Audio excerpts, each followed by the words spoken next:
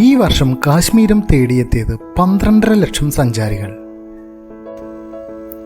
വിനോദസഞ്ചാരികളുടെ വരവിൽ റെക്കോർഡിടാൻ ജമ്മു കാശ്മീർ.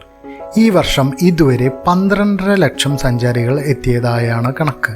അതുവഴി 8,000 കോടി വരുമാനവും നേടിയിരിക്കുന്നു.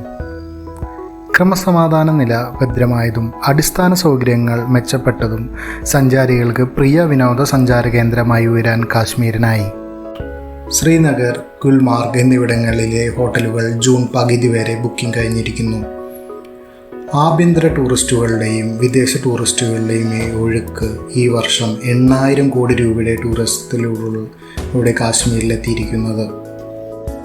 ഗുൽമാർഗ്, പെഹൽഗാം, സോനാമാർഗ് എന്നിവിടങ്ങളിലെ മുഴുവൻ സ്കിൽ റിസോർട്ടുകളിലും ജൂൺ അവസാനം വരെ ബുക്കിംഗ് ക്ലോസ് ചെയ്തു.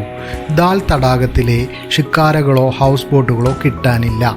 സമീപ പ്രദേശങ്ങളിലെ റിസോർട്ടുകളിൽ ഹോം സ്റ്റേകളിലും ഒഴിവില്ല. വിദേശ സഞ്ചാരികളുടെ എണ്ണം റെക്കോർഡിലേക്ക് കുതിക്കുകയാണ്. ജൂൺ 29 അമർനാഥ് യാത്രയും തുടങ്ങുന്നതോടെ സഞ്ചാരികളുടെ എണ്ണത്തിൽ വൻ വർധനവുണ്ടാകും.